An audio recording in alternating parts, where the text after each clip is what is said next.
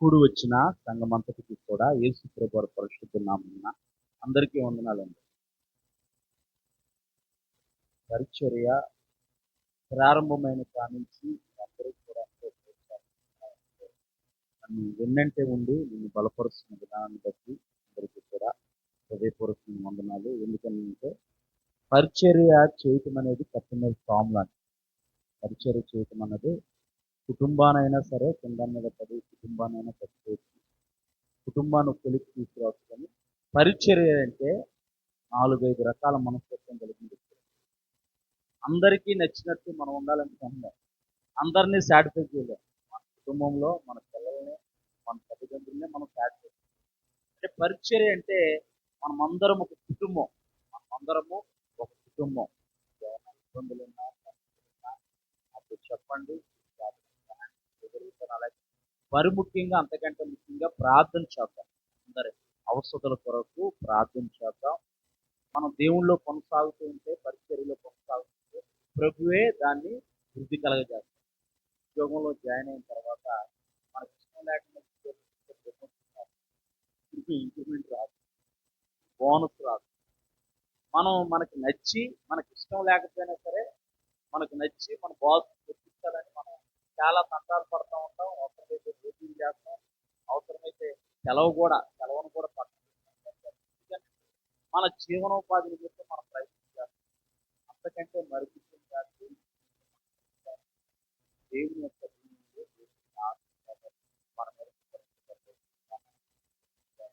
దేవుడిచ్చిన ప్రేరేపణ బట్టి నేను యాక్చువల్గా మర్చిపోయాను. కానీ ఎందుకో మరొకసారి నేను గడిచిన మొదటి తేదీన వర్తమానాన్ని మరొకసారి నేను వింటున్నప్పుడు దేవుని ఆత్మ ప్రేరేపణ బట్టి 7 వారాల అభిషేక ప్రార్థన ప్రారంభించారు. దేవుడిచ్చిన ప్రేరేపణ బట్టి నేను ముందుకు వెళ్తున్నాను. ఇది మొదటి ఆదివారం. ఈ ఆదివారం 7 వారాలు అంటే మార్చి 15వ తారీఖు వరకు కూడా.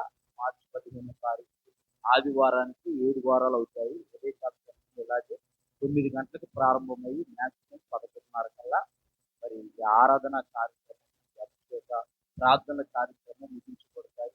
ఇది ఏదో నా ఉద్దేశంతో నా ఉద్రేకంతో కాదు, దేవుడిచ్చిన ప్రేరేపణ బట్టి దేవుని సన్నిధిలో ఇలాగా 7 వారాల అభిషేక ప్రార్థన ప్రారంభించారు. ఈ ప్రార్థన తీసుకొని దాని ప్రణాళిక సిద్ధపడుతున్నప్పుడు నాకు ఎన్నో అవంతరాలు వచ్చాయి, ఎన్నో ఆటంకాలు వచ్చాయి. ఇప్పటి వరకు మీ సన్నిధిలో నిలబడితే కూడా మీరే తెల్లవారుజామున ప్రార్థన 2 దురాత్మలు వచ్చాయి. అవుతున్నాయి. అది మా ఇంట్లో చేయకుంటే ప్రార్థన చేయను, చేయకుంటే ప్రార్థన వేరే వ్యక్తుల్లాగా ఇచ్చారు. ఈ ప్రార్థన అది అంటే అది ఎలా ఉన్నది చూడటానికి మామూలుగానే ఉంటుంది కదా, అది ఒక భయానికమైన కళ్ళలాగా చూడటానికి మామూలుగానే ఉంది. అంటే ఆ సిచ్యువేషన్లోకి వెళ్తా ఉంటే ఒక భయానికమైన సంఘటన ఫీలింగ్ నాకు కలిగింది. కళ్ళు కూర్చొని ప్రార్థన అలా ప్రారంభమైంది. అంటే శోధన ఎదురు నాకు అర్థమైంది. పొద్దు నుంచి నా ఆలోచన అలాగే ఎదుర్కోపోతున్నాను.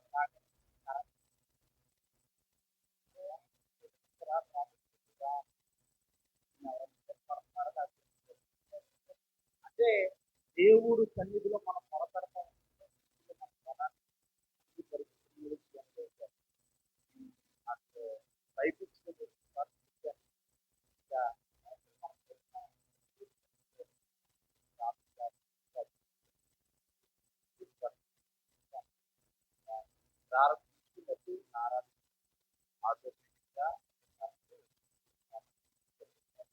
ఆ నెంబర్ తీసుకుని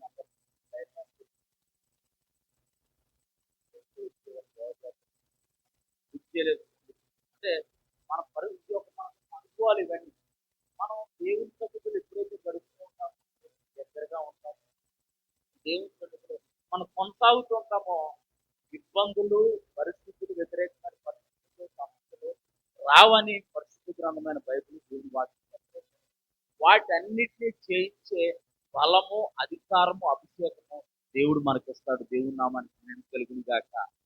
అవన్నీ వచ్చినా సరే వాటన్నిటిని అధిగమించి నిలబడి దేవుణ్ణి మహింపరిచి దేవుని నామానికి సాక్షాత్తుగా అనేకులు ఎదుట మనల్ని నిలబెడతారు. దేవుని నామానికి మహిమ కలుగును గాక. నాకు ఒక పక్కన టెన్షన్ విపరీతమైన టెన్షన్. ఎందుకంటే ఏదన్నా ఒక మంచి కార్యక్రమాన్ని మనం తీసుకున్నప్పుడు, ఏదైనా మంచి కార్యక్రమాన్ని మనం మొదలుపెట్టినప్పుడు సేవా పరిస్థితుల్లో ఆటంకాలు రావడం కామనం. కానీ ఆ పని జరగాలని ఎంతో తాపత్రయపడతా ఉంటాం, మదనపడతాం. యథార్థంగా మనం జీవితంలో మనం గడపాలి. దేవుడిచ్చిన మాట పట్టుకొని ఎప్పుడైతే శ్రమలైనా ఇబ్బందులైనా మనం ముందుకు వెళ్తూ ఉంటాం. దేవుడే మన జీవితాల్లో కార్యాలు చేస్తాడు. ఈ మొదటి అభిషేకం మీ అందరికీ కూడా హృదయపూర్వకమైన వందనాలు. అలాగే ఎవరైతే మరి కార్యక్రమాన్ని మరి ఆన్లైన్ ద్వారా చూస్తున్నారో వారందరికీ కూడా హృదయపూర్వకమైన వందనాలు తెలియజేస్తున్నాను. ఇప్పుడున్న కొన్ని పరిస్థితులను బట్టి, ఇబ్బందులను బట్టి మరి ఆన్లైన్లో లైవ్గా ఇవ్వలేకపోతున్నాము. ఇక్కడ సిగ్నల్ మారుమూల కాలనీ, ఇది సిగ్నల్ రాలేకపోవడం వల్ల ఇక్కడ మరి వీడియో రికార్డింగ్ చేసి దాన్ని అప్లోడ్ చేయడానికి ప్రయత్నం చేస్తున్నాను. సమయానికి ఆ రోజు కల్లా ఆ వీడియోని అప్లోడ్ చేయడానికి నేను ప్రయత్నం చేస్తున్నాను. దయచేసి మీరు అందరూ గమనించి ఎవరైతే ఆన్లైన్లో మరి ఈ యొక్క యూట్యూబ్ ఛానల్ ఫాలో అవుతున్నారో వారందరూ కూడా మరి ఈ యొక్క అభిషేక ప్రార్థన ద్వారా మరి అభిషేక ప్రార్థనలో మీరు ఆన్లైన్లో చూసి తద్వారా దేవుని యొక్క దీవులు, దేవుని యొక్క ఆశీర్వాదాలు పొందుకోవాల్సిందిగా ప్రేమపూర్వకమైన ఆహ్వానాన్ని తెలియజేస్తున్నాను. దేవుడు మిమ్మల్ని అందరినీ దీవించును గాక. ఈ యొక్క మొదటి అభిషేకపు ప్రార్థన వాగ్దానం నెరవేర్పు కొరకు అభిషేక ప్రార్థన. దేని కొరకు? వాగ్దానం నెరవేర్పు కొరకు. అంటే వాగ్దానం నెరవేర్పు కొరకు అభిషేక ప్రార్థన. అంటే వాగ్దానం మన జీవితంలో నెరవేర్చబడటానికి మనము ప్రార్థిస్తున్నాము. దేవుని యొక్క ఆత్మతో మనం నింపబడి అభిషేకించబడుతున్నాం. దేవుని నామానికి మహిమ కలుగును గాక. ఎందుకు, ఎలా అంటే వాగ్దానం నెరవేర్పు కొరకు ప్రార్థన చేస్తే సరిపోదా? ప్రార్థన చేసుకుంటే వాగ్దానం నెరవేరుగా పాస్టర్ గారని మీరు అభిషేక ప్రార్థన చేయాలా? అభిషేక ప్రార్థన చేస్తేనే వాగ్దానం నెరవేరుద్దా అంటే దేవుడు దావీదును అభిషేకించిన తర్వాత అతని జీవితంలో వాగ్దానాన్ని నెరవేర్చాడు. దేవుని నామానికి చూద్దాం పరిశుద్ధ గ్రంథమైన బైబిల్లో. ఇక్కడ పరిశుద్ధ గ్రంథమైన బైబిల్లో ఇజ్రాయెల్ ప్రజల్ని ఐగుప్తులో నుంచి 430 సంవత్సరాల బానిసత్వం నుంచి దేవుడు మోషే ప్రవక్తను పంపించి విడిపించిన తర్వాత ఎర్ర సముద్రాన్ని 2 పాయలుగా చేసి వారిని అద్దరికి నడిపించిన తర్వాత వారు అరణ్యం గుండా ప్రయాణం చేస్తున్న కాలక్రమంలో సీనాయి పర్వతం యొక్క ఎక్కడ సీనాయి పర్వతం దగ్గర దేవుడు మోషేను సీనాయి పర్వతం మీద కొండ మీద పిలిచి అక్కడ మోషే 40 దినాలు దేవుని సన్నిధిలో ఉపవాసం ఉన్నప్పుడు దేవుడు నేను మీ మధ్యన నివసించటానికి, అంటే దేవుడే మనుషుల మధ్య నివసించడానికి ఒక గుడారం గల మందిరాన్ని మీరు ఏర్పాటు చేయాలని చెప్పేసి మోషేకు కొన్ని ఆకృతులు, కొన్ని నమూనాలు, కొన్ని కొలతలను ఇచ్చాడు. వారు మొట్టమొదటిగా ఎక్కడ గుడారాన్ని వేశారనంటే నిర్గమాకాండము 40వ అధ్యాయము 17వ వచనంలో 2వ సంవత్సరమున మొదటి నెలలో మొదటి దినమున మందిరము నిలవబెట్టారు. ఇజ్రాయేలీలు ఐగుప్తు దేశంలో నుండి బయలుదేరిన 2వ సంవత్సరము మొదటి నెల మొదటి దినమున ఈ గుడారాన్ని ప్రతిష్ఠించారు. దేవుని నామానికి మహిమ కలుగును గాక. దేవుడు మోషేతో మాట్లాడిన విధానాన్ని బట్టి మోషే దేవుని మాటకు లోబడి దేవుడిచ్చిన నమూనాలని, దేవుడిచ్చిన ఆకృతుల్ని, దేవుడిచ్చిన కొలతల్ని పట్టుకొని కిందకొచ్చి దేవుడు వారి జనాంగంలో నుంచే కొంతమంది వ్యక్తులను ఎన్నుకున్నాడు. బెసలీల్ అనే ఒక వ్యక్తిని ఎన్నుకొని అతనికి జ్ఞాన విద్య అభిషేకాన్ని కలగజేశాడంట. దేవుని నామానికి మహిమ కలుగును గాక. చదువుకున్న పిల్లలందరూ కూడా చాలా జాగ్రత్తగా వినాలి వాక్యం. బెసలీల్ అనే ఒక వ్యక్తిని దేవుడు ఎన్నుకొని జ్ఞాన విద్య పని చేయగల అభిషేకాన్ని కలగజేశాడంట. దేవుని నామానికి మహిమ కలుగును గాక. అట్టి రీతిగా బెసలేల్ని దేవుడు అభిషేకించాడు. బెసలేల్ని దేవుడు అభిషేకించినప్పుడు, బెసలేల్ని దేవుడు ఎన్నుకున్నప్పుడు మోషే ఆ ఆకృతులు నమూనాలు చెబితే అతడు ఆ ఆకృతుల ప్రకారం నమూనా ప్రకారం వాటిని తయారు చేయటం మొదలు పెట్టాడు. దేవుని నామానికి మహిమ కలుగునుగా. అంటే ఒక ఇంజనీర్గా దేవుడు బెసలేల్ని అభిషేకించాడు. దేవుని నామానికి మహిమ కలుగును గాక. దేవుని సన్నిధిలో దేవుని ఆశ్రయించిన బిడ్డల్ని దేవుడు ఏమాత్రము విడిచిపెట్టే దేవుడు కాదు. ఇక్కడ మనం చూస్తే వీరు రెండో సంవత్సరమున మొదటి నెల మొదటి దినమున మందిరమును నిలవబెట్టారు. పరలోకంలో ఉన్న దాని నమూనా ప్రకారమే దీన్ని నిర్మించాలని దేవుడు మోషేకు స్వస్థమైన కొలతలు ఆకృతిని ఇచ్చాడు. దాని ప్రకారమే వీళ్ళు మందిర నిర్మాణాన్ని జరిగించారు. మందిరాన్ని ప్రతిష్ఠించినప్పుడు దేవుని యొక్క దివ్యమైన వెలుగు, దేవుని యొక్క మహిమ మేఘము ఆ గుడారం పైన నిలిచింది. దేవుని నామానికి మహిమ కలుగును గాక. ఈ గుడారం యొక్క ప్రత్యేకత ఏంటంటే, ఈ ప్రత్యక్ష గుడారము ఇజ్రాయేలీల ప్రయాణంలో వారితో పాటు ఉండేది. వారు ప్రయాణమైనప్పుడు లేవీలు దాన్ని విప్పి మోసేవారు. లేవి గోత్రికులు మాత్రమే ఆ గుడారాన్ని విప్పాలి, ఆ మందిరాన్ని విప్పాలి. దాన్ని విప్పి వాళ్ళు ప్రయాణం కొనసాగించేవాళ్ళు. ఆ మేఘము ఎక్కడైతే నిలిచిందో మళ్ళీ అక్కడ గుడారం ఇచ్చేవారు. మేఘం కదిలినప్పుడు మేఘంతో పాటు వారు కూడా ఆ గుడారాన్ని విప్పి ఆయా పనిముట్లు మోసే గోత్రికులు దేవుడు ఏర్పరిచారు. ఆ పనిముట్లు వారు మోసేవాళ్ళు. ఆ యొక్క మందిర నమూనా ఎలా ఉందో మనం చూద్దాం. దేవుని యొక్క మందిరము ప్రధానంగా 3 భాగాలుగా విభజించబడింది. ఒక్కొక్క భాగంలో ఉండే వస్తువులు. మొదట బయట ఆవరణము, ది ఔటర్ కోర్ట్. ఇది మందిరము చుట్టూ ఉండే ఖాళీ ప్రదేశము. ఇక్కడ ప్రజలు బలులని అర్పించేవారు. అంటే ఇది మందిరం అనుకుందాం. ఇప్పుడు మనం నిల్చున్న స్థలం ఇది మందిరం అనుకుందాం. మందిరానికి బయట ఆవరణం ఉంది, బయట స్థలం, బయట ఖాళీ ప్లేస్ ఆవరణం ఉంది. ఆ ఖాళీ ప్లేస్ లో దహన బలిపీఠం అని బలిపీఠం ఉండేదన్నమాట. దహన బలిపీఠము, అలాగే గంగాళం అనేది ఒక తొట్టి ఉండేది. ఆ తొట్టి నిండా నీళ్లు ఉండేవి. యాజకులు మందిరంలోకి వెళ్ళేటప్పుడు ఆ తొట్టిలో ఉన్న నీళ్లతో కాళ్ళు చూసి శుభ్రంగా కడుక్కొని శుద్ధి ఆ లోపలికి మందిరంలోనికి ప్రవేశించారు. మందిరంలోనికి యాజకులు తప్ప సామాన్యమైన మనుషులు ప్రవేశించడానికి ఎటువంటి అనుమతి దేవుడు పాత నిబంధన కాలంలో ఇవ్వలేదు. కానీ యేసు ప్రభు వారి శిలువ రక్తం ద్వారా ఆయన రక్షకుడిగా అంగీకరించి ఆయన యందు విశ్వాసం ఇచ్చిన ప్రతి ఒక్కరూ జీవం గల మందిరంలో ఆయనతో పాటు జీవించే అవకాశాన్ని దేవుడు మనకు కలగజేశాడు. దేవుడు నామానికి కలుగును గాక. పాత నిబంధన కాలంలో అయితే యాజకులు మాత్రమే మందిరంలోకి అడుగు పెట్టాలి. దేవుడు ఎన్నుకున్న యాజకులు మాత్రమే మందిరంలోకి అడుగు పెట్టాలి. మిగతా సామాన్య ప్రజలు ఆ యొక్క ఆవరణంలో ఉన్న బలిపీఠం దగ్గరకు వచ్చి వారు చేసిన తప్పిదములను బట్టి, వారు చేసిన పాపములను బట్టి వారు బలి అర్పించే వారుగా వారు ఉన్నారు. ఇది రాగితో చేయబడిన బలిపీఠము. ఇక్కడ జంతువులను దేవునికి బలిగా అర్పించేవారు. ఇది పాప క్షమాపణకు చిహ్నంగా ఉంది. అంటే వారి పాపాలు క్షమించబడాలంటే వారు ఆ బలిపీఠం మీద దహన బలిని అర్పించేవారు. ఈ గంగాళమేమో యాజకులు శుద్ధి చేసుకుని మందిరంలోనికి వెళ్ళటానికి ఆ గంగాళము ఉంది. తర్వాత రెండోది పరిశుద్ధ స్థలము. మొదట ఆవరణాన్ని చూసాము, రెండోది పరిశుద్ధ స్థలము. పరిశుద్ధ స్థలం ఇది మందిరము లోపల, అంటే ది హోలీ ప్లేస్. మందిరము లోపల మొదటి గది. ఇక్కడ కేవలము యాజకులు మాత్రమే వెళ్ళేవారు. పరిశుద్ధ స్థలంలోనికి యాజకులు మాత్రమే వెళ్ళేవారు. గంగాలంలో వారి చేతులు కాళ్ళు కడుక్కొని శుద్ధి చేసుకొని పరిశుద్ధ స్థలంకి మొదట ఆవరణం చూసాము, తర్వాత పరిశుద్ధ స్థలము. ఈ పరిశుద్ధ స్థలంలో కొన్ని వస్తువులు ఉన్నాయి. పరిశుద్ధ స్థలంలో కొన్ని వస్తువులు ఉన్నాయి. చూద్దాం మనం. పరిశుద్ధ స్థలంలో కొన్ని వస్తువులు ఉన్నాయి. మొదటగా సన్నిధి రొట్టెల బల్ల. ఇలాగే బల్ల ఉంది.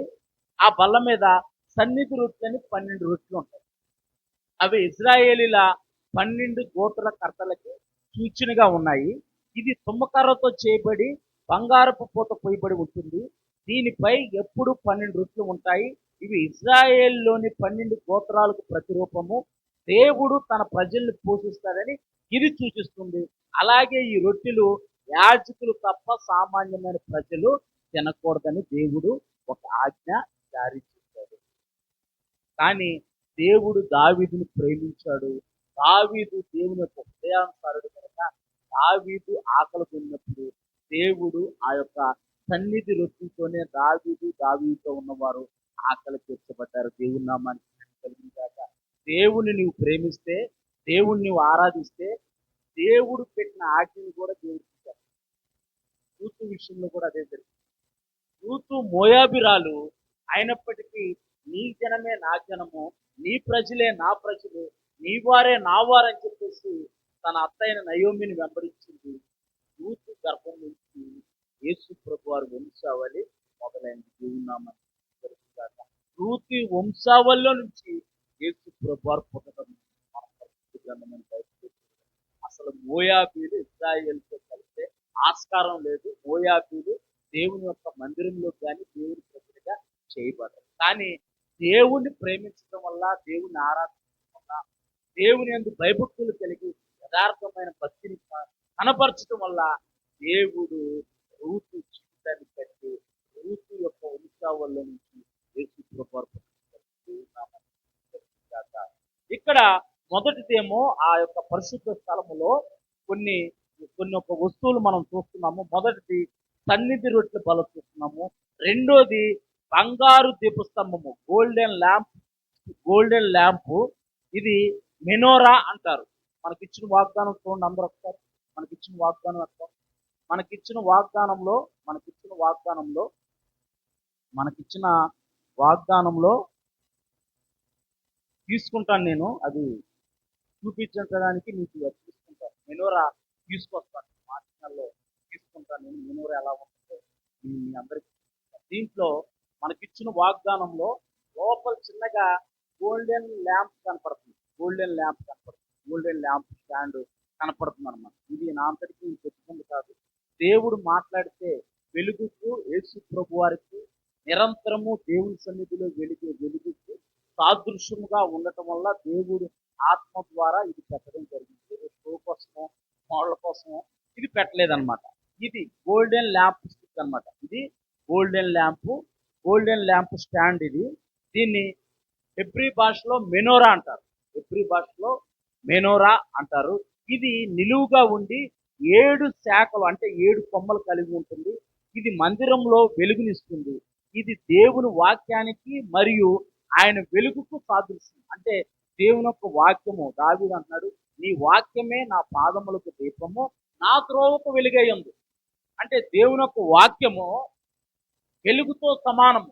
వెలుగే దేవుని యొక్క ఆది అందు దేవుని యొక్క వాక్యం ఉంది. ఆయనే వెలుగై ఉన్నాడు, ఆయనే వాక్యమై ఉన్నాడు, ఆయనే శరీరధారిగా ఈ లోకంలో జన్మించాడు. దేవుని నామానికి మహిమ కలుగును గాక. మొట్టమొదటి సన్నిధి రొట్టెల బల్ల, తర్వాత బంగారు దీపస్తంభము, మూడోది ధూపపీఠము, ఆల్టర్ ఆఫ్ ఇన్సెన్స్. ఇది పరిశుద్ధ స్థలానికి వెళ్ళే తెర ముందు ఉంటుంది.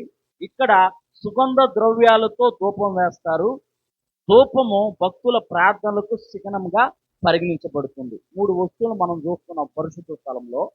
ఒకటి సన్నిధి రొట్టెల బల్ల, రెండోది దీపస్తంభము, మూడోది ధూపపీఠం. అంటే మీరు సుగంధ సాంబ్రాన్ని కలిపి ఇక్కడ మీరు సుగంధ ద్రవ్యాలతో కలిపిన ధూపం వేస్తారు. ఆ ధూపము మనం చేసే ప్రార్థనలకి చిహ్నంగా ఉందంట. దేవుని నామానికి మహిమ కలుగును గాక. తర్వాత మూడోది మనం చూస్తే అతి పరిశుద్ధ స్థలము. మొదట ఆవరణం చూసాము, తర్వాత పరిశుద్ధ స్థలం చూసాము, తర్వాత అతి పరిశుద్ధ స్థలంలోనికి ప్రధాన యాజకుడే ఏటేటా ఒక్కమారే పాప పరిహారత దినము రోజున ప్రవేశిస్తారు. పరిశుద్ధ స్థలానికి అతి పరిశుద్ధ స్థలానికి మధ్యలో పెద్ద కట్ట ఉంటుంది. గాలి కూడా లోపలికి వెళ్ళటానికి వీలైనంత మూయబడిన కట్న ఒకటి, పెద్ద మందపు కట్న ఒకటి వేలాడదీస్తారు. పరిశుద్ధ స్థలానికి, అతి పరిశుద్ధ స్థలానికి యేసు ప్రభు వారు విలువ మీద తన పరిశుద్ధమైన రక్తాన్ని చెల్లించినప్పుడు దేవాలయంలో అతి పరిశుద్ధ స్థలానికి మధ్యగా ఉన్న తెర ఇదిగా చీలిపోయింది. దేవుని నామానికి కలుగును గాక. అంటే దేవుని తండ్రి అయిన దేవునికి తన ప్రజలకి మధ్యవర్తిగా యేసు ప్రభు వారు వచ్చి ఆ దేవుడిచ్చిన ధర్మశాస్త్రము రాసిన వాడే ధర్మశాస్త్రముకు లోనయ్యి మరణాన్ని అనుభవించి ధర్మశాస్త్రాన్ని తన దేహమందు నెరవేర్చాడు. దేవుని నామానికి మహిమ కలుగును గాక. ఆజ్ఞ ఇచ్చిన వాడే ఆజ్ఞను నెరవేర్చి ధర్మశాస్త్రం ద్వారా వచ్చే మరణం నుంచి మనల్ని విమోచించి నిత్య జీవానికి వారసులుగా చేశాడు. దేవుని నామానికి మహిమ కలుగును గాక. ఎందుకు ఇవన్నీ చూస్తున్నానంటే మనం ఇవన్నీ తెలుసుకోవాలి. ఇవన్నీ మనం తెలుసుకోవడం వల్ల రానున్న రోజుల్లో ఇంత వివరణాత్మకంగా చెప్పడానికి సమయం ఉండకపోవచ్చు. అంటే మనం ఒక క్రమ పద్ధతిగా నేను ఒక క్రమ పద్ధతిగా చెప్తున్నాను. దేవుడు నాకు ఇచ్చిన ఆలోచన బట్టి దేవుడు నాకు ఇచ్చిన ఆత్మ నాకు ఇచ్చిన ఇవన్నీ మనం తెలుసుకోవాలి. అసలు ఏంటి అభిషేకం మనం ఎలా పొందుకోవాలి, అసలు ఎందుకు అభిషేకం అనేది అన్నిటినీ చెప్పుకుంటూ వస్తున్నాను అన్నమాట. ఇది అతి పరిశుద్ధ స్థలము, ది మోస్ట్ హోలీ ప్లేస్.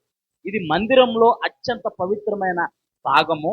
ఇక్కడ ప్రధాన యాజకుడు మాత్రమే సంవత్సరానికి ఒకసారి పాప పరిహార్థ దినమున వెళ్తాడు. ఇక్కడ ఈ అతి పరిశుద్ధ స్థలములో నిబంధన మందస్సం అనే ఒకటి ఉంటుంది అనమాట. ఒక పెట్టి లాంటి ఆకారంలో నిబంధన మసం, ఆర్క్ ఆఫ్ ది కావనెంట్, నిబంధన మందస్సం. దేవుని యొక్క ప్రజలకి దేవునికి ఒక నిబంధన మందసాన్ని దేవుడు తయారు చేయమన్నాడు.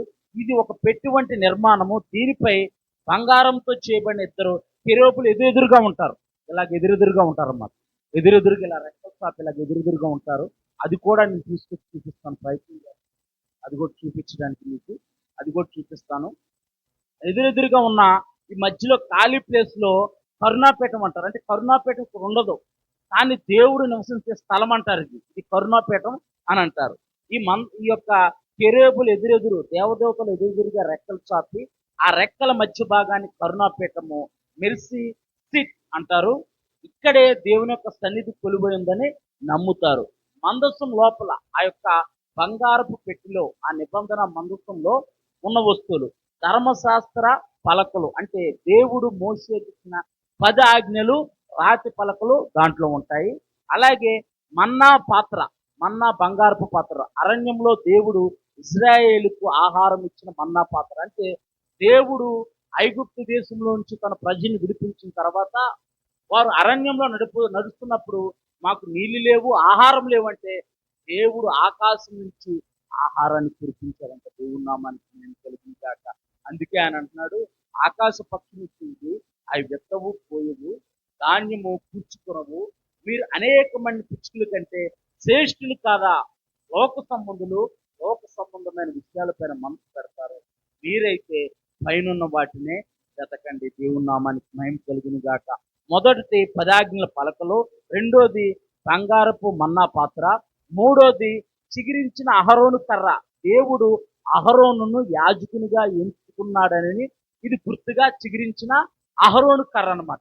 ఈ చిగిరించిన అహరోను కర్ర దేవుడు ఒక రోజున ఇజ్రాయేల్ ప్రజలు ఈ యొక్క అహరోను మీద, మోషే మీద తిరుగుబాటు చేశారు. ఎందుకు తిరుగుబాటు చేశారంటే, నువ్వేనా పాస్టర్, మేము పాస్టర్ కాదా, దేవుడు మమ్మల్ని ఎన్నుకోలేదా, నువ్వేనా సేవ చేసేది, మేము సేవ చేయడానికి అర్హత కాదా అని చెప్పేసి తిరుగుబాటు చేశారు అహరోను మీద, మోషే మీద.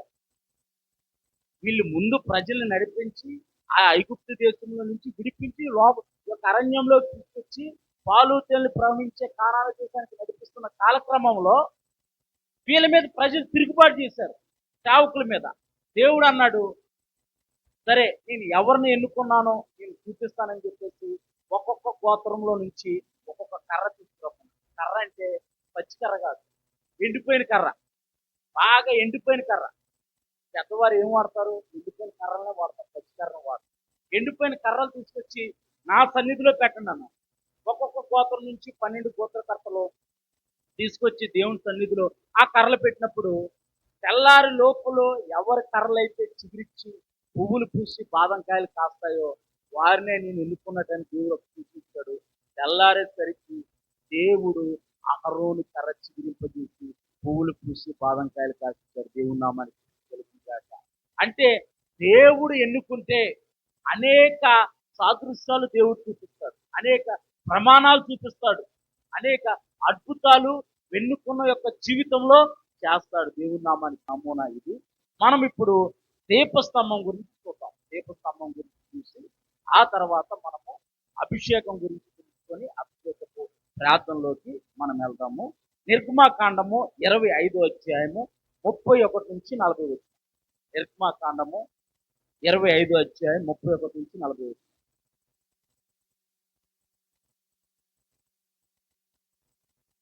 31 నుంచి 40 వచనాలు ఇక్కడ చదవద్దు, నేను చెప్తాను. ఇక్కడ దీపస్తంభాన్ని మనం చూడగలుగుతాము. దీపస్తంభం, ఈ దీపస్తంభము 34 కిలోల ఒక బంగారపు ముద్ద నుంచి తయారు చేయబడిందండి. చిన్న చిన్న ముద్దలు కలిపి చేయాల, ఒక్కటే ముద్ద. ఒక రాతి నుంచే శిలను చెక్కారంటారు కదా, ఒక రాయి నుంచే శిలను చెక్కారు, వేరే రాళ్ళు కలపలేదు అంటించలేదు అన్నట్టుగా ఒకటే బంగారపు ముద్ద 34 కిలోల బంగారంతో ఒక్క బంగారాన్ని ఆ ముద్దను కొట్టి సాగదీసి దాన్ని దేవుడిచ్చిన ఆకృతి ప్రకారము మలిచి దీపస్తంభంగా చేశారు. నిర్మాణము మరియు ఆకృతి. దీపస్తంభం అనేది దేవుని ప్రత్యక్ష గుడారంలో దేవాలయంలో ఉంచబడిన అత్యంత పవిత్రమైన వస్తువుల్లో ఒకటి. దీపవృక్షము కేవలము ఒక వస్తువు మాత్రమే కాదు, అది దేవుని కళాత్మకమైన సృష్టికి ప్రతిబింబము. ఇది ఒక మనుగు అంటే సుమారు 34 కిలోల బంగారంతో చేయబడింది. దీనికి 7 శాఖలు ఉన్నాయి. నిటారుగా మధ్యలో ఒకటి ఉంటుంది, ఇటుపక్క 3 ఇటుపక్క 3 ఉంటాయి అన్నమాట. దీన్ని పరిశుద్ధ స్థలంలో ఉంచి ఇది ఆరిపోకుండా చూసుకునే బాధ్యత యాజకులకి దేవుడు అప్పగించాడు. దీన్ని శుభ్రం చేస్తూ కూడా ప్రతి రాత్రి పగలు కూడా ఇది ఆరిపోకుండా చూసుకునే బాధ్యత దేవుడు ఆ యొక్క అక్కడ యాజకత్వం చేస్తున్న యాజకులకు ఇచ్చాడు. దీంట్లో 7 కొమ్మలు ఉన్నాయి, 7 శాఖలు ఉన్నాయి. పరిశుద్ధ గ్రంథమైన బైబిల్లో నుంచి ప్రకటన గ్రంథము 4వ అధ్యాయం 5వ వచనం ఇది చదువునాను. మైక్లో మైక్ ప్రకటన గ్రంథము 4వ అధ్యాయం 5వ వచనం.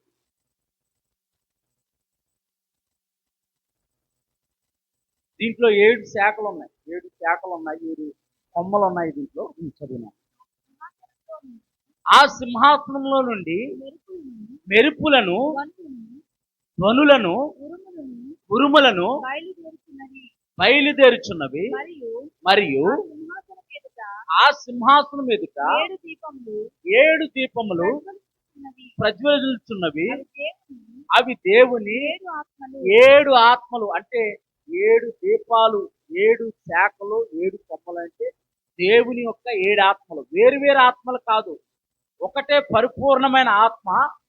వేరుగా దాని యొక్క వ్యక్తిత్వం కనబడతా ఉండేది.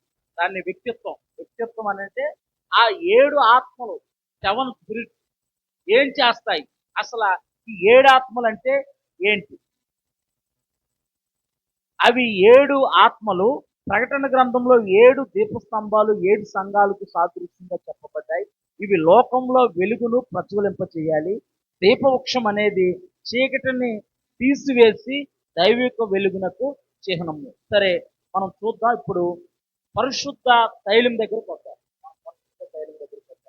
దేవుడు నిర్గమకాండము 30వ అధ్యాయము 22 నుంచి 25 వరకు. నిర్గమకాండము 30వ అధ్యాయము 22 నుంచి 25 వరకు చూస్తే దేవుడు యాజకుల్ని అభిషేకించే, దేవుని యొక్క సన్నిధిలో ఉండే పవిత్రమైన వస్తువులను అభిషేకించే పరిశుద్ధ తైలాన్ని తయారు చేయమన్నాడు. దేని కొరకు చదవవసరం లేదు, నేను చెప్తాను. అంటే అది ఎక్కువగా ఉంటుంది, నేను చెప్పాను. అక్కడ అంటే మీరు గుర్తుపెట్టుకుంటారని, అక్కడ అండర్లైన్ చేసుకుంటారని చెప్పారు. అంటే పరిశుద్ధ తైలం అనేది అక్కడే రాయబడి ఉంది. ప్రథమంగా పరిశుద్ధ తైలం గురించి, పరిశుద్ధ తైలము ఎలా తయారు చేస్తారన్నది అక్కడే రాయబడి ఉంది. ఇజ్రాయేలీలు అభిషేకం కోసము వాడే తైలము చాలా ప్రాముఖ్యమైనది, ప్రత్యేకమైనది. దీనిని పరిశుద్ధ అభిషేక తైలము, హోలీ అనైటింగ్ ఆయిల్ అని పిలుస్తారు. దీనిని ఎలా తయారు చేయాలో దేవుడే స్వయంగా మోషేకు చెప్పాడు. అంటే మనిషి ఆలోచనల నుంచి కలగలేదు, అది దేవుడిచ్చిన ఆలోచనల నుంచి, దేవుని ఆత్మ నడిపింపుతో వెళ్ళే వారి యొక్క కాలక్రమంలో దేవుడిచ్చిన ఆలోచనకు వారు లోబడి వారు నడుస్తూ ఉండగా దేవుడే మోషేను నాయకుడిగా ఎన్నుకొని వారి మధ్యన దేవుడు ఇచ్చిన పవిత్రమైన వస్తువులను, దేవుని యొక్క సన్నిధిలో ఉన్న పవిత్రమైన వస్తువులను, పరిశుద్ధమైన వస్తువులను, అలాగే యాజకులను అభిషేకించడానికి ఈ పరిశుద్ధ తైలాన్ని తయారు చేయమన్నాడు. ఈ పరిశుద్ధ తైలము ఆలివ్ ఆయిల్, అంటే ఒలీవా చెట్టు నుంచి, ఒలీవా ఆయిల్ నుంచి వచ్చే నూనె ఆలివ్ ఆయిల్. మనం కూడా ఆలివ్ ఆయిలే తీసుకుంటాం. చూపించాము. అంటే నోవాహు దినాల్లో దేవుడు జలప్రలయాన్ని రప్పించి సమస్త సమస్తమైన జనులందరినీ నశింపజేసి, దేవునికి విరోధంగా జీవించిన వారందరినీ నశింపజేసినప్పుడు ప్రపంచమంతా జలప్రలయంతో నిండిపోయింది. అన్ని చెట్లు చచ్చిపోయాయి. ఒక్క ఒలివ మొక్క ఒకటి చనిపోయాలి. ఒలివ మొక్కకు చనిపోయే స్థితి కూడా. ఒలివ మొక్క ఎప్పుడు చిగురిచే ఉంది ఒలివ మొక్క. దేవుడు ఒక సాదృశ్యంగా పెట్టాడు పరిశుద్ధాత్మకు. ఒలివ నూనె, ఒలివ ఆయిల్, ఆలివ్ ఆయిల్ పరిశుద్ధాత్మకు సాదృశ్యంగా ఉంది. నోవాహు జలప్రలయం అయిపోయిన తర్వాత నీళ్ళన్నీ నెమ్మదించి నీళ్ళన్నీ తగ్గిపోయి మొదట కాకి వదిలేస్తే కాకి తిరిగి రాదు. పావురాన్ని వదిలేస్తే పావురు వెళ్ళి ఒలివ చిగిరించిన ఆకులు తెంపుకొని వచ్చి వదిలేస్తారు. అంటే ఈ జలప్రలయానికి కూడా ఒలివ చెట్టు చనిపోలేదు. ఈ ఆలివ్ ఆయిల్ వాడతారు. ఇది సుమారు 6 కేజీలు వాడతారు. 6 కేజీలు వాడతారు. తర్వాత సుగంధ ద్రవ్యాల మిశ్రమం. ఈ నూనెలో 4 రకాల ప్రత్యేకమైన ద్రవాలను కలిపేవారు. ఒకటిది స్వచ్ఛమైన పోలము, లిక్విడ్ మర్ అంటారు దాన్ని. స్వచ్ఛమైన పోలము, లిక్విడ్ మర్ అంటారు. ఈ లిక్విడ్ మర్ అనే సుగంధ భరితమైన జిగురు వంటి ద్రవం, ఇది బోలం అంటారు. ఈ బోలము సుమారు ఇది కూడా 6 కేజీలు వాడతారు. ఇది చేదుగా ఉన్నా సరే మంచి వాసన ఇచ్చింది. చేదుగా ఉన్నా మంచి వాసన ఇచ్చింది. ఇది త్యాగానికి మరియు శ్రమకి సాదృశ్యము. మన పాత స్వభావము చనిపోవటాన్ని సూచిస్తుంది. అంటే ఇది చేదుగా ఉన్నా ఏమిస్తుంది? మంచి సువాసన ఇస్తుంది. అది ఆలివ్ ఆయిల్లో వేయగానే పాత స్వభావం చనిపోతుంది. దాంట్లో పాత స్వభావం చనిపోయి నూతనమైన స్వభావాన్ని అది కనపరుస్తుంది అనమాట. ఇది ఒకటి మొదటిది. రెండోది సుగంధ దాల్చిన చెక్క, స్వీట్ సిన్నమోన్ అంటారు. ఇది తీయని వాసన ఇస్తుంది. ఇది క్రైస్తవ జీవితంలో మాధుర్యానికి, నీతిని సూచిస్తుంది. అంటే మనం క్రైస్తవులు అనబడిన వారు మనము నీతిగా యథార్థంగా జీవించాలని సూచిస్తుంది. దేవుని నామానికి మహిమ కలుగును గాక. మూడోది సుగంధ వస, స్వీట్ తాల్మస్ అంటారు. దీన్ని తెలుగులో వస లేక తీపి వస అని పిలుస్తారు. ఇది ఒక రకమైన గడ్డివేరు. ఇది సుమారు 3 కేజీలు వాడతారు. దాంట్లో ఆ సుగంధ, ఆ పరిశుద్ధ తైలంలో 3 కేజీలు వాడతారు. ఇది నిటారుగా పెరుగుతుంది. అంటే ఇది దేవుని ముందర మనము తగ్గింపు కలిగిన స్వభావాన్ని సూచిస్తుంది. అలాగే యథార్థతను, నిలకడను సూచిస్తుంది. యథార్థతను, నిలకడను సూచిస్తుంది. ఇది దేవునికి అర్పించే స్తుతి యాగము మరియు పరిశుద్ధతకు సాదృశ్యంగా ఈ సుగంధ వసం ఉంది. తర్వాతది నాలుగోది లవంగ పట్టి, అంటే హాస్య, అంటే తెలుగులో లవంగ పట్ట అని అంటారు. అంటే తేజపత్రం అంటారు దీన్ని. ఇది ఒక రకమైన దాల్చిన చెక్క కుటుంబానికి చెందిందే కానీ దాల్చిన చెక్క కాదు. ఇది లవంగ పట్ట అంటారు. ఇది మందంగా ఉంటుంది, ఘాటైన వాసన ఇస్తుంది. ఇది కూడా సుమారు 6 కేజీలు వాడతారు. ఇది భూమి లోపల కంట లోతుగా ఉంటూ అలాగే నేల మీద పాకి పెరుగుతుంది. ఇది తగ్గించుకునే స్వభావాన్ని మరియు దేవునికి లోబడతాన్ని సూచిస్తుంది. ఈ ప్రశస్తమైన పరిశుద్ధ స్థైలము దేవుని సేవకులను, యాజకులను, రాజులను, దేవుని ప్రజలను, ఉపకరణాలను అభిషేకించడానికి మాత్రమే వాడాలి. దేవుని పరిశుద్ధ అభిషేకము అనేది చాలా పవిత్రమైనది. ఒక వ్యక్తి అభిషేకించబడినప్పుడు అతని జీవితము దేవునికి సువాసనగా మార్చబడుతుంది. దేవుని నామానికి మహిమ కలుగును గాక. ఇది ఇంట్రడక్షన్. అసలు వాక్యంలోకి వెళ్దాం. యెషయా గ్రంథం అభిషేకించబడినప్పుడు ఏం జరిగింది చూద్దాం మనం. యెషయా గ్రంథము 10వ అధ్యాయం 27వ వచనం. యెషయా గ్రంథము 10వ అధ్యాయం 27వ వచనం. ఇది మోస్ట్ ఇంపార్టెంట్ వర్స్. దీన్ని జాగ్రత్తగా అండర్లైన్ చేసుకోండి, రాసుకోండి. మీరు కూడా యవ్వన పిల్లలు నోట్స్ తెచ్చుకొని చెప్పే వాక్యాన్ని రాసుకోవాలి. రానున్న రోజుల్లో మీరే అనేక మందికి వాక్యం బోధించాలి. ఇప్పుడు రాసుకుంటేనే తర్వాత మీకు ఉపయోగపడింది. ఇప్పుడు సమయాన్ని ఖాళీగా వృధా చేసామనుకో, రానున్న రోజుల్లో మళ్ళీ తెచ్చుకోవాలన్నా కష్టమైపోయింది.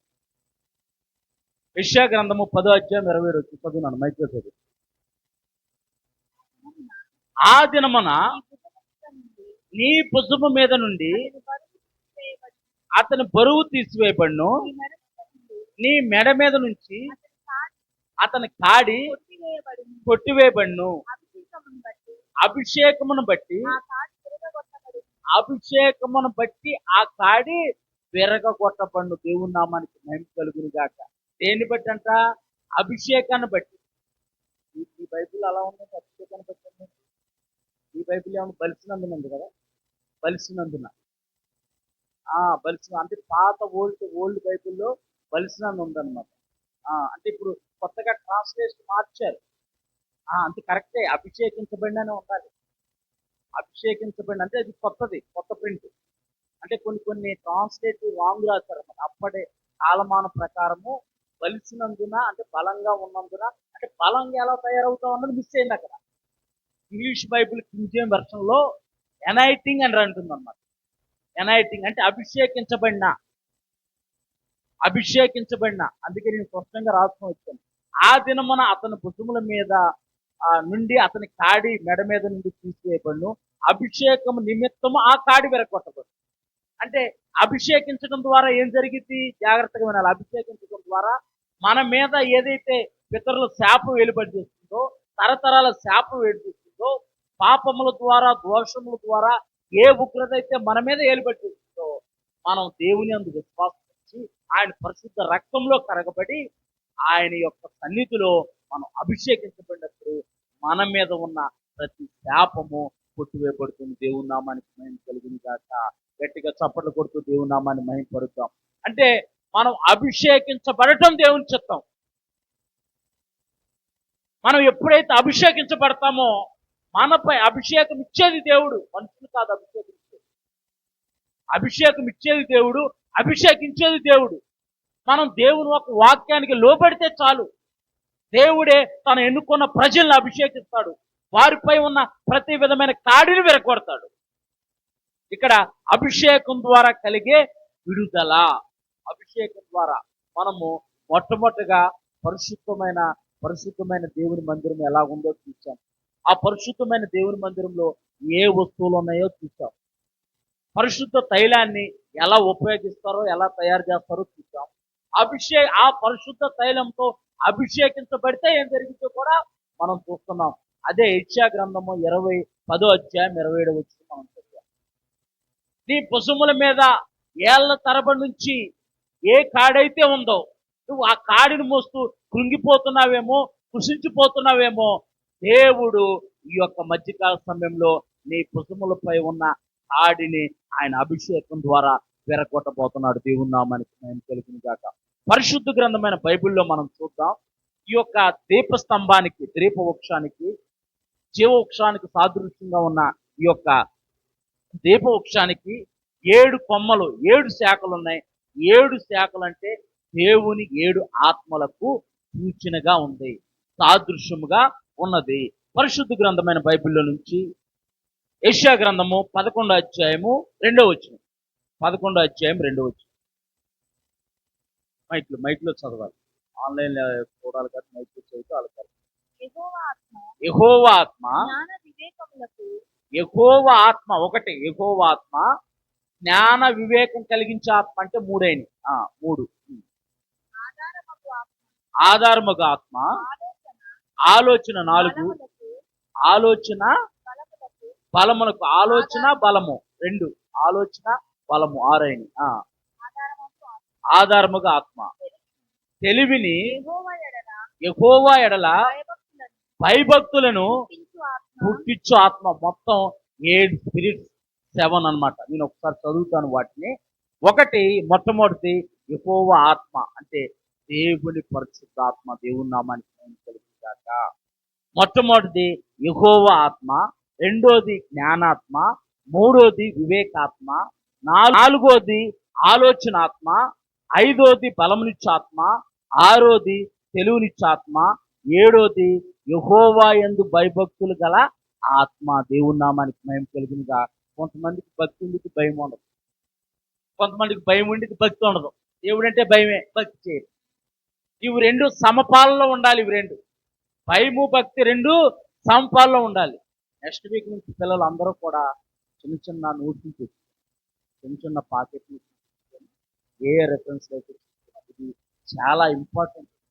ఇది చాలా ఇంపార్టెంట్. దేవుడి యొక్క 7 స్పిరిట్స్, ఈ 7 ఆత్మలు, 7 స్పిరిట్స్ మనలో ఉంటే పరిశుద్ధ గ్రంథమైన బైబిల్లో చాలా మంది దేవుడు ఎన్నుకున్న వ్యక్తులు అవి ఉన్నాయి. వాళ్ళు ప్రపంచాన్ని వెళ్ళారు, రాజ్యాన్ని పరిపాలించారు, వారున్న ప్రాంతానికి వాళ్ళు వెలుగుమయంగా ఉన్నారు.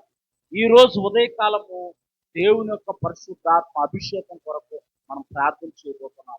ఈ అభిషేకము ప్రార్థన దేవుడు మనకిచ్చిన వాగ్దానము నెరవేర్పు కొరకు దేవుని నామానికి మహిమ కలుగును గాక. యెషయా గ్రంథము 11వ అధ్యాయం 2వ వచనంలో మనం చూసినట్టుగా 7 స్పిరిట్స్, 7 దేవుని యొక్క ఆత్మల్ని మనం చూడగలుగుతున్నాము. ఈ దేవుని యొక్క ఆత్మలో ఈ యొక్క యెహోవా ఆత్మ, మొట్టమొదటి యెహోవా ఆత్మ, ఇది అన్నిటికంటే మూలము. దేవుని సన్నిధిని, ఆయన అధికారము మరియు ఉనికిని సూచిస్తుంది. ఒక వ్యక్తి దేవునితో కలిగి ఉండే ప్రత్యక్షత సంబంధాన్ని తెలియజేస్తుంది. యెహోవా ఆత్మ ఏం చేసిందనంటే దేవుని సన్నిధిలో ఉంచితే, దేవుని సన్నిధిలో మనం ఉండటానికి కృప చూపించింది, మనలో దేవుని సన్నిధి ఉండటానికి కృప చూపించింది. దేవుని నామానికి మహిమ కలుగును గాక. అంటే పరిశుద్ధాత్మ మనలో ఉందనుకో, మనం దేవుని సన్నిధిలో ఉంటాం, దేవుని సన్నిధి మనతో ఉండిద్ది. దేవుని నామానికి మహిమ కలుగును గాక. యెషయా గ్రంథము 61వ అధ్యాయం 1వ వచనం. త్వరగా వెళ్ళిపోదాం, 3 రెఫరెన్స్లు ఉన్నాయి, ప్రార్థనలోకి వెళ్ళిపోదాం. యెషయా గ్రంథము 61వ అధ్యాయం 1వ వచనం చదువున్నాను. ఫస్ట్ ఇంటెక్స్ చదవాలి. ఇంటెక్స్ చదివి ఇంటెక్స్ పెట్టినాక తర్వాత రోజుకి ఒక అధ్యాయాలు చదవాలి. మీరు చదువుకోవడం ఎంత ఇష్టమో దేవుని యొక్క వాక్యాన్ని ధ్యానించడం కూడా రోజుకు ఒక అరగంట ఉదయం ఇచ్చిన తర్వాత మీరు అందరూ దేవుడితో గడపాలి. మీరు దేవుడితో గడిపారనుకో, రానున్న రోజుల్లో మీ ద్వారానే దేవుని యొక్క పరిచయం అభివృద్ధి చెంది దేవుని నామాన్ని జరుగుతారు. మీకు ఏం చెప్పాల్సిన అవసరం, మీరే దేవుని ఆత్మతో నింపబడి, దేవుని యొక్క అభిషేకంతో నింపబడి, మీరు ఎక్కడికి వెళ్తే అక్కడ దేవుడు మీ ద్వారా అద్భుత కార్యాలు, ఆశ్చర్యకార్యాలు చేస్తారు. దేవుని నామానికి మహిమ కలుగును గాక. మొన్న తణుకులో స్టీఫెన్ పాల్ గారు వచ్చినప్పుడు మ్యాథ్యూస్ గారు అని ఒక దైవజనులు పుస్తక్ గారు వచ్చారు. ఆయన ఒక అనాథాశ్రమం పెట్టాడు. అనాథాశ్రమంలో చాలా తల్లిదండ్రులు లేని వాళ్ళని, తండ్రి లేని వాళ్ళని, తల్లి లేని వాళ్ళని అందరినీ పెంచి వారందరికీ మంచి ఇంగ్లీష్ ఎడ్యుకేషన్ చూపుతూ దేవుని గురించి కూడా వారికి పరిచయం చేస్తే వారు ప్రార్థన చేస్తుంటే దెయ్యాలు పారిపోతుంది. దేవుని నామానికి మహిమ కలుగును గాక. 10, 12, 13 సంవత్సరాల పిల్లలు అంటే రాబోయే తరము వారిదే. రాబోయే తరము వారిదే. మా తరం ఆల్రెడీ సగం గడిచిపోయింది. రాబోయే తరం ఇది కనుక ఒక తరాన్ని తయారు చేసి దేవుని ఎదుట నిలబెట్టాలని ఆకాంక్ష నాది. దేవుని నామానికి మహిమ కలుగును గాక. యెషయా గ్రంథము 61వ అధ్యాయం 1వ వచనం. ప్రభువకు యెహోవా ఆత్మ నా మీదకు, అంటే దేవుని యొక్క ఆత్మ అభిషేకం మన మీదకు వస్తే దీనులకు సువర్తమానము ప్రకటించుటకు యెహోవాను అభిషేకించును. దేవుని నామానికి మహిమ కలుగును గాక. మా ఆత్మీయ నాయకులు, మా ఆత్మీయ దైవ సేవకులు నేతల అనిల్ కుమార్ గారు 2020వ సంవత్సరంలో జూన్ 11వ తారీఖున మా కుటుంబం అంతటిని దేవుని యొక్క పరిచర్య కొరకు, దేవుని యొక్క సువార్త పరిచర్య కొరకు మా కుటుంబాన్ని అభిషేకించాడు కనుక ఈ యొక్క మధ్యకాల సమయంలో నేను మీ ముందు నిలబడగలిగాను. దేవుని నామానికి కలుగును గాక. నేను చాలా సంవత్సరాలు ఈ ప్రార్థన చేస్తాను, ప్రభువా మీ దాసు ద్వారా మీరు మమ్మల్ని, మా కుటుంబాన్ని అభిషేకించారు. పరిచర్య కొరకు ద్వారాలు తెరవండి. ఎక్కడికి మీరు నడిపిస్తారో అక్కడికి మమ్మల్ని నడిపించండి. ఎక్కడ నిలబెడతారో మీరు అక్కడ నిలబెట్టండి ప్రభా. ఏ ప్రాంతమైనా పర్లేదు, అసలు భాష రాని ప్రాంతమైనా పర్లేదు అన్నారు. ప్రార్థన చేశారు. దేవుని యొక్క కృప, దేవుని యొక్క కనికరం ఈ ప్రాంతంలో దేవుడు మమ్మల్ని నిలబెట్టాడు. దేవుని నామానికి కలుగును గాక. అంటే అభిషేకం ఏం చేస్తుంది అంటే మన జీవితాల్లో కార్యాన్ని చేస్తుంది. ఇప్పుడే ఇన్స్టెంట్ బ్రూ కాఫీ లాగా అభిషేకించబడ్డాం కదా, నా జీవితంలో ఏం జరగట్లేదని నిరుత్సాహం ఉంటుంది. దాని టైం వచ్చినప్పుడు అది మొదలైతే ఇటువంటి అడ్డుకట్లు, ఇటువంటి అడ్డంకులు ఎదురైతున్నా సరే దాని పని అది చేసుకుంటూ వెళ్ళి దేవుని నామానికి అప్పుడు నీకే ఆశ్చర్యం వేసింది. అసలు నేను అనుకోలేదు, నేను ఆశ్చర్యపడ్డాను, ఎలాగనుకోలేదు, నేను అలాగనుకున్నాను, నా జీవితం అయిపోతేమో అనుకున్నాను అని అనుకుంటావు. కానీ నీ జీవితాన్ని అనేకులకు ఆశీర్వాదకరంగా మారుతాడు. దేవుని నామానికి మహిమ కలుగును గాక. ప్రభువుకు యెహోవా ఆత్మ నా మీదకు వచ్చి ఉన్నది, దీనులకు సువర్తమానం ప్రకటించుటకు యెహోవాను అభిషేకించును. దేవుని యొక్క అభిషేకం ఏం చేస్తుందనంటే ఇతరులకు దేవుని గురించి చెప్పేది కలగజేస్తుంది. దేవుని నామానికి అంటే దేవుని మాటలు తెలియజేయాలనే ఆతృత మనలో పుట్టింది. అందుకు దేవుని అభిషేకం కావాలి. ఎందుకు కావాలి దేవుని యొక్క అభిషేకం? ఇతరులకు, నశించిపోతున్న వారికి, బాధలో ఉన్న వారికి, కష్టాల్లో ఉన్న వారికి, ఇబ్బందుల్లో ఉన్న వారికి మీకు అంతగా కావాలంటే ఈ మొదటి వీధి నుంచి చివరి వీధి వరకు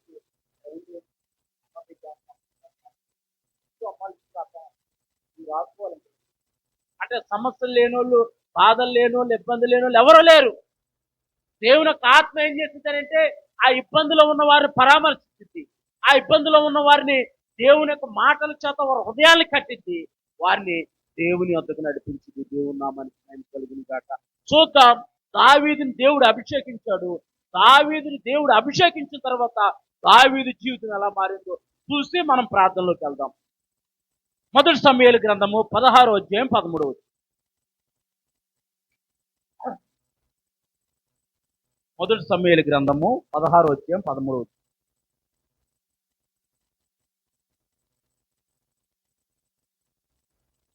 మొదటి సమూయేలు గ్రంథం 16వ అధ్యాయం 13వ అధ్యాయము 13వ వచనం. సమూయేలు తైలపు కొమ్మును, ఆనాడు ఇజ్రాయేల్ ప్రజలు తైలపు కొమ్ము అనే కొమ్ము ఉండేదన్నమాట. ఆ కొమ్ములో పరిశుద్ధ తైలాన్ని నింపేవాళ్ళు. ఆ పరిశుద్ధ తైలాన్ని నింపి ఎవరినైతే దేవుడు అభిషేకించమంటున్నాడో ఆ యొక్క ప్రవక్త వెళ్ళి వారిని అభిషేకిస్తూ ఉంటాడు. చదువున్నాను. సమూయేలు తైలపు కొమ్మును తీసి వారి సహోదరు, అంటే దావీదు సహోదరులు ఎదుట వానికి అభిషేకం చేసెను. నాటి నుండి, అంటే అభిషేకించిన నాటి నుండి యెహోవా ఆత్మ దావీదు మీదకి బలముగా దిగి వచ్చిందంట. దేవుని నామానికి మహిమ కలుగును గాక.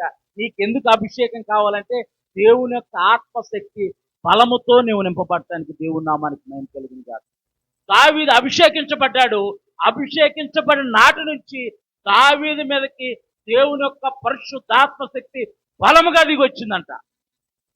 న్యాయాధిపతి గ్రంథంలో మనం చూస్తే గనక అక్కడ దేవుని యొక్క ఆత్మ సంసోన్ని పురుగొలుపుతుందంట, ప్రేరేపిస్తుందంట.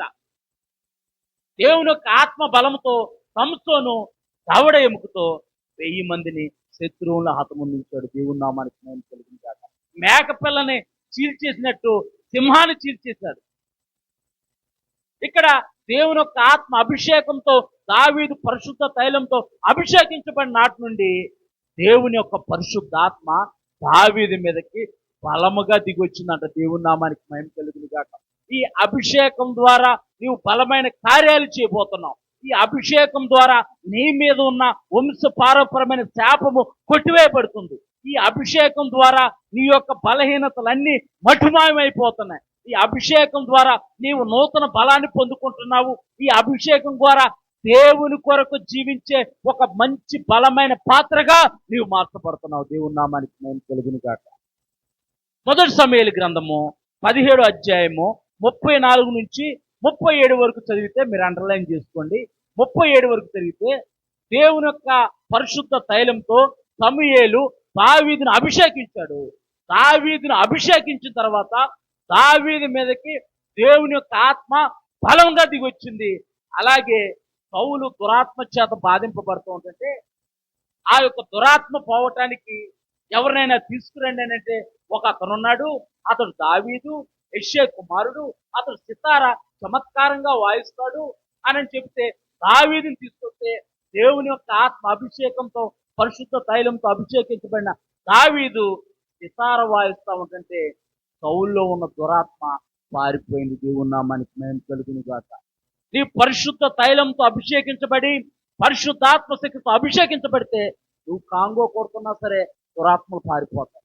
కీబోర్డ్ ప్లే చేస్తున్నా సరే దురాత్మలు పారిపోతాయి. నువ్వు పాట పాడుతుంటే చాలు దురాత్మలు చెక్కేస్తాయి. నువ్వు పాట పాడుతుంటే చాలు దేవుని ఆత్మతో నింపబడి దేవుని స్తుతిస్తూ ఉంటుంటే గాయపడిన అనేకుల హృదయాలు కట్టబడతాయి. దేవుని నామానికి మహిమ కలుగును గాక. నీ ఒక్క మాట చెబితే చాలు వారి జీవితంలో కార్యం జరిగింది. అందుకు పరిశుద్ధ అభిషేకము అవసరం. దేవుని నామానికి మహిమ కలుగును గాక. అందుకు పరిశుద్ధాత్మ అభిషేకం అవసరం. అయిపోవచ్చు. ఈ మొదటి సమూయేలు గ్రంథం 17వ అధ్యాయము 34 నుంచి 37 వరకు చదివితే ఇక్కడ యెహోవా ఆత్మ దావీదు మీదకి రాగంట. దావీదు తన మందలో ఉన్న గొర్రెను ఎలుగుబంటి పట్టుకెళ్ళిపోతా ఉంటుంటే ఎలుగుబంటిని తరిమేసి చంపేశాడంట. దావీదుకి ఎన్ని సంవత్సరాలు అంటే చరిత్రకారులు చూస్తున్నారు, అప్పుడు 14-15 సంవత్సరాలు ఉంటాయి. అంటే నూనూరు మీసాలు 14-15 అంటే 10వ తరగతి చదువుతున్న పిల్లోడు. 10వ తరగతి చదువుతున్న పిల్లోడికి కుక్క అంటేనే భయం. కుక్క మీదకి వచ్చేసరికి భయమని చూశారు. అంటే 14-15 సంవత్సరాల వయసు గలవాడు దేవుని యొక్క అభిషేకంతో నింపబడితే తన మందలో ఉన్న గొర్రెను ఎలుగుబంటి పట్టుకెళ్తుంటే దాన్ని తరిమేసి దాన్ని చంపేసి గొర్రె పిల్లను తెచ్చుకున్నాడు. దేవుని నామానికి మహిమ కలుగును గాక. నీవు దేవుని ఆత్మ అభిషేకంతో నింపబడితే నీ ఆశీర్వాదాన్ని ఎవడు దొంగిలించలేడు. దేవుని నామానికి మహిమ కలుగును గాక. ఎవడన్నా దొంగిలించాలని ప్రయత్నం చేస్తే నీవు శీఘ్రంగా నీ పాదాల కింద వాడిని చితక తొక్కుతావు. అందుకు దేవుని యొక్క పరిశుద్ధాత్మ అభిషేకము అవసరం. దేవుని నామానికి మహిమ కలుగును గాక. అలాగే ఇంకొకసారి సింహం వచ్చిందంట. సింహం వస్తే దాన్ని కూడా తరిమి చంపేశాడంట. అంతేకాదు ఈ ఇజ్రాయేల్ ప్రజల మీదకి గొలియాదు అనే ఒక ఎత్తైన వ్యక్తి, ఒక బలవంతుడు నిలబడి దేవుని దూషిస్తా ఉంటుంటే ఈ దావీదు వానికి ఎదురుగా వెళ్ళి గొలియాదుని కూల్చేసి ఇశ్రాయేలు ప్రజలకు విజయాన్ని దయచేశాడు. ఇది కేవలము దేవుని యొక్క పరిశుద్ధాత్మ అభిషేకం ద్వారానే సాధ్యం. దేవుని నామానికి కలిగిన గాక. నీ శత్రువును నువ్వు ఎదుర్కోవాలంటే, నీ బలహీనతలపై నీకు జయం కలగాలంటే, నీ అపజయంలో నీకు విజయం కలగాలంటే దేవుని యొక్క ఆత్మ అభిషేకము ముఖ్యము. అందుకే దావీదు అంటాడు, దావీదు ఒకసారి దేవుడికి విరుద్ధంగా జీవించి పాపాన్ని పొందించుకున్నప్పుడు దావీదు అంటాడు, 51వ కీర్తన 11 వచ్చిన మనం చదివితే కనుక, నీ సన్నిధిలో నుంచి నన్ను తోసివేయద్దు. నీ ఎదుట నేను పాపం చేశాను, నీ ఎదుట నేను దుష్కారం చేశాను, నీకు విరోధంగా నేను జీవించాను, కరెక్టే, తప్పిదం నాదే, నన్ను క్షమించి ఈ సన్నిధిలో నుంచి నన్ను తోసేసి నీ పరిశుద్ధాత్మ నాలో నుంచి అంటే దావీదు పరిశుద్ధాత్మ అభిషేకాన్ని అనుభవించాడు. ఈ రోజు నుంచి మన ఆత్మీయ స్థితి అంతకంతకు అభివృద్ధి చెందునుగాక. ఆమేన్. మనం దినదినము దేవుళ్ళో అభివృద్ధి చెందుతుంగాక. ఆమేన్. మన దినదినము దేవుని యందు భయభక్తులు కలిగి జీవించుదుముగాక. ఆమేన్. అందుకే దావీదు ఆ పరిశుద్ధాత్మ అభిషేకాన్ని అనుభవించాడు గనక, రుచి చూచాడు గనక, అదే నేను తప్పు చేశాను, నేను నీ ఎదుటి ద్రోహం చేశాను, నీకు నీ ఎదుటి నేను పాపం చేశాను, కానీ ఈ సన్నిధిలో నుండి నన్ను తీసివేయలేదు. ఈ పరిశుద్ధాత్మ నాలో నుండి తీసివేయదు ప్రభువా. ఉదయకాల సమయంలో దావీదుని దేవుడు అభిషేకించినట్టుగా దీనులకు సువార్తమానం ప్రకటించుటకు యెహోవా నన్ను అభిషేకించినట్టుగా దేవుని యొక్క ఆత్మ అభిషేకం కొరకు అందరూ మోకరించి 2 చేతులు కొద్ది పైకి ఎత్తి, అవును ప్రభువా, అయ్యా నీ ఆత్మ అభిషేకంతో అందరూ వాళ్ళు కొరకు లోపలికి వచ్చేయాలనా, చిన్న లోపలికి వచ్చి మోకరు నన్ను అభిషేకించండి ప్రభా, మీరు నన్ను అభిషేకించండి నాయన, నీ ఆత్మ అభిషేకంతో మమ్మల్ని నింపండి ప్రభా. ఆనాడు దావీదును అభిషేకించినట్టుగా, అయా దావీదు మీద అభిషేకించిన తర్వాత దావీదు మీదకి నీ పరిశుద్ధాత్మ అభిషేకము బలముగా వచ్చినట్టుగా, అయా మీరు నన్ను అభిషేకించండి, నీ ఆత్మతో నింపండి, నీ ఆత్మశక్తితో నింపండి. నా బలహీనతల నుంచి నేను విజయం పొందుకోవాలి అయా, నా రుగ్మతల నుంచి నేను విజయం పొందుకోవాలి అయా, శత్రువు పైన మేము విజయాన్ని పొందుకోవాలి. ప్రార్థన చేయాలి. పిల్లలు మీరు కూడా ప్రార్థన చేయాలి, నోరు తెరవాలి, మీరు అడగండి దేవుణ్ణి, దేవా అయా నేను చదువుకున్న చదువులో నాకు విజయం కలగాలి, నాకు మంచి భవిష్యత్తు కలగాలి, అందుకొరకు నీ అభిషేకం కావాలి ప్రభా. అయా నీ కొరకు నేను నమ్మకంగా జీవించాలి, రానున్న రోజుల్లో నీ రాజ్య వ్యాప్తి కొరకు నేను పనిచేయాలి ప్రభు అంటూ మీరు ప్రార్థన చేయండి. మౌనంగా ఉండదు, మీరు ప్రార్థన చేయండి. అభిషేకము దేవుడిచ్చేదే, మనుషులిచ్చేది కాదు అభిషేకము. మన యొక్క విశ్వాసాన్ని బట్టి, మన యొక్క ఆలోచన బట్టి, మన ఆసక్తిని బట్టి దేవుడు మనల్ని అభిషేకిస్తాడు. ఎవరు మౌనంగా ఉండదు. అయ్యా నీ ఆత్మ అభిషేకం నాకు కావాలి ప్రభా, నీ పరిశుద్ధాత్మ అభిషేకం కావాలి, మీరు ఇచ్చిన వాగ్దానము మా జీవితంలో నెరవేర్చడానికి నీ అభిషేకం కావాలి. శత్రువును మా పాదాల కింద శీఘ్రముగా చితకదొక్కుటకు అభిషేకం కావాలి ప్రభా. అయా మా కుటుంబంలో ఉన్న పరిస్థితులు జయించడానికి, మాకున్న అవమానాలను జయించడానికి, మాకున్న వ్యతిరేకమైన పరిస్థితుల్ని జయించడానికి నీ అభిషేకం కావాలి నాయన. వందనాలు వందనాలు యేసయ్యా, నీకు వందనాలు. పరిశుద్ధాత్ముడానికి వందనాలు, మహోన్నతుడానికి వందనాలు, సర్వశక్తిమంతుడానికి వందనాలు, సర్వాధికారి దేవుడకు తండ్రి, నిత్యుడకు ప్రభువానికి వందనాలు నాయన. పరిశుద్ధాత్ముడా, సర్వశక్తిమంతుడా, జీవాధిపతి, ఇప్పటి వరకు నాయన ఈ వాక్కుతో మాతో మాట్లాడావు. అభిషేకము కాడిని విరగొడుతుంది ప్రభా. అయా ఈ యొక్క తండ్రి ప్రభా నూనెను అయా పరిశుద్ధాత్మకు సాదృశ్యంగా, అయా పరిశుద్ధ తైలానికి సాదృశ్యముగా అయా మీరు అభిషేకించండి ప్రభా.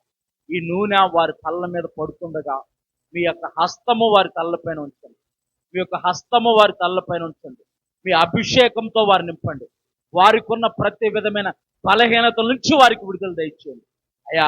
ఈ అభిషేకంతో వారు ఫలించుదురుగాక, ఈ అభిషేకంతో వారు విస్తరించుదురుగాక, ఈ అభిషేకంతో వారు బలపరచబడుదురుగాక, ఈ అభిషేకంతో వారు ఆరోగ్యవంతులుగా మార్చబడుదురుగాక, ఈ అభిషేకంతో వారు శత్రువుని అణగదొక్కుతురుగాక, ఈ అభిషేకంతో వారు విజయ పదంలో నడుచుదురుగాక నాయన. ఈ యొక్క పరిశుద్ధమైన తైలాన్ని ప్రభా అయా మీరు ముట్టి, ఇది ఒక నూనె అయితే ప్రయోజనం లేదు కానీ ప్రభా ఈ అభిషేకాన్ని మీ అయా ఉంచండి. ఈ అభిషేకంతో ఈ తైలాన్ని నింపండి ప్రభా. అయా ఈ తైలము ప్రతి శిరస్సు పైన పడుతుండగా రక్షణ లేని వారికి రక్షణ, మారుమనసు లేని వారికి మారుమనసు, పశ్చాత్తాపం లేని వారికి పశ్చాత్తాపం, నీతో జీవించే భాగ్యము, నీతో కలిసి జీవించే భాగ్యము, ఈ నిత్యరాజ్యంలో జీవించే భాగ్యం దయచేయండి ప్రభా. సహాయము దయచేయమని యేసు పరిశుద్ధ నామమున, నజరేయుడైన యేసు నామంలో ఈ యొక్క తైలాన్ని అభిషేకించమని ప్రార్థిస్తున్నాం పరమ తండ్రి. అలాగే మీరు ప్రార్థన చేసుకుంటూ ఉండండి. అలాగే తల్ల మీద ఉన్న ముసుగులు కొంచెం తీయండి. తల్ల మీద ఉన్న ముసుగులు తీస్తే నొచ్చి మీ తల్ల మీద తైలం వేస్తాను. మీ చేయి మీ తల మీద పెట్టుకోండి, పర్లేదు, తల మీద పెట్టుకోండి. నేను మరొకసారి ప్రార్థన చేస్తాను, అది తల మీద పెట్టుకొని ఉండండి. అందరూ కూడా మనసులో ప్రార్థన చేసుకుంటా ఉండండి.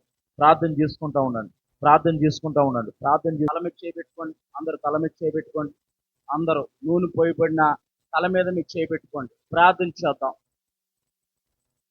పరిశుద్ధుడైన తండ్రి, జీవాధిపతి, నీ పరిశుద్ధ తైలంతో ఆనాడు దావీదును అభిషేకించినట్టుగా అయా ఈ మొదటి ప్రభా అయా వాగ్దానం నెరవేర్పు కొరకు ప్రభా అభిషేక ప్రార్థనలో నీ పరిశుద్ధ తైలంతో మమ్మల్ని అభిషేకించావు నాయన. ఇది మొదలుకొని నీ కొరకు మేము జీవించుదురుగాక. నీ పరిశుద్ధాత్మ అభిషేకంతో మేము నింపబడి ప్రభా నీ కొరకు జీవిస్తూ ప్రతి విధమైన శత్రువుని జయించే బలాన్ని మీరు మాకు దయచేయండి. ప్రతి రోగము నుంచి, ప్రతి విధమైన సమస్య నుంచి, ప్రతి విధమైన ఇరుకు నుంచి, ప్రతి విధమైన బలహీనతల నుంచి మేము జయము పొందుకుందాం గాక. ఈ అభిషేకంతో ప్రతి కాడి విరగొట్టబడును గాక. ఈ అభిషేకంతో వంశ పారపర్యంగా ఏలుబడి చేస్తున్న ప్రతి విధమైన శాపము కొట్టివేయబడును గాక. ప్రతి విధమైన బలహీనత తీసివేయబడును గాక. రక్షణ, మారుమనసు, పశ్చాత్తాపము, దేవుని కొరకు జీవించే భాగ్యాన్ని మాకు దయచేయండి. నీ కొరకు జీవించే భాగ్యాన్ని దయచేయండి అయా. నూతనమైన తలాంతులు దయచేయండి.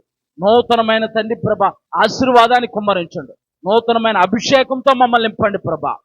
అయా ఈ అభిషేకము మనుషులిచ్చేది కాదు నాయన, నీవిచ్చేది నాయన. ఈ యొక్క అభిషేక తైలం ప్రభా ఈ పరిశుద్ధాత్మకు సాదృశ్యం నాయన.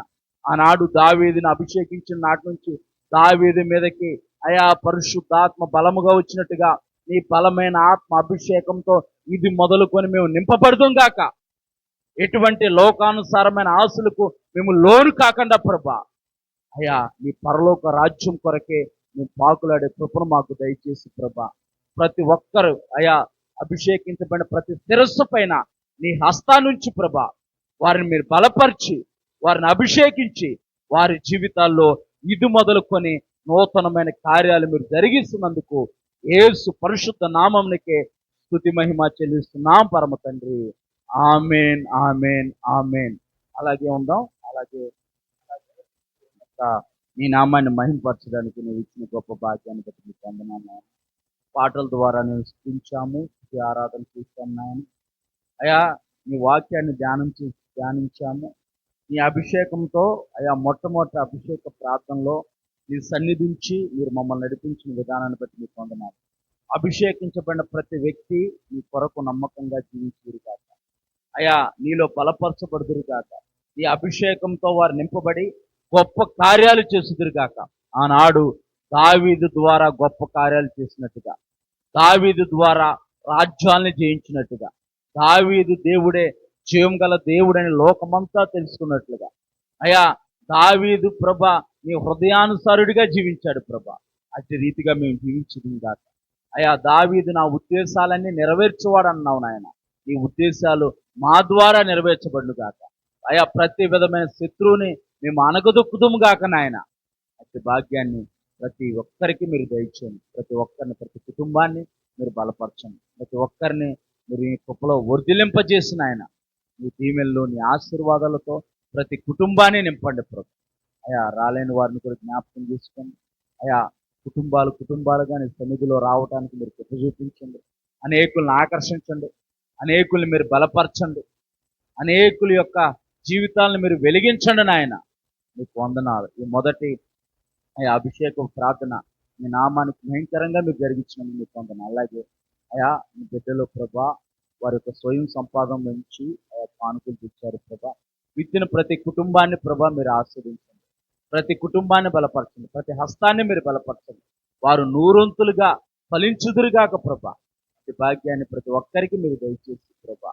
అయా ఈ రోజు జరిగిన ఆరాధన బట్టి, అభిషేక ప్రార్థన బట్టి, బల్లారాధన కార్యక్రమాన్ని బట్టి సమస్తమైన మహిమ, ఘనత, ప్రభావం నీకే ఆరోపిస్తూ నజరేయుడైన యేసు పరిశుద్ధ నామంలో ప్రార్థించి అడిగి వేడుకుంటున్నాం పరమ తండ్రి. ఆమేన్. ఇప్పుడు సర్వ సృష్టికర్త అయిన దేవుని ప్రేమ, ఆయన ప్రియకుమారుడైన యేసుక్రీస్తు వారి కృప, పరిశుద్ధాత్మ సహవాసము సన్నిధి మనకును లోకంలో ఉన్న పరిశుద్ధులందరికీ ఆయన రాకడ పర్యంతరము తోడై ఉండి నడిపించును గాక. ఆమేన్.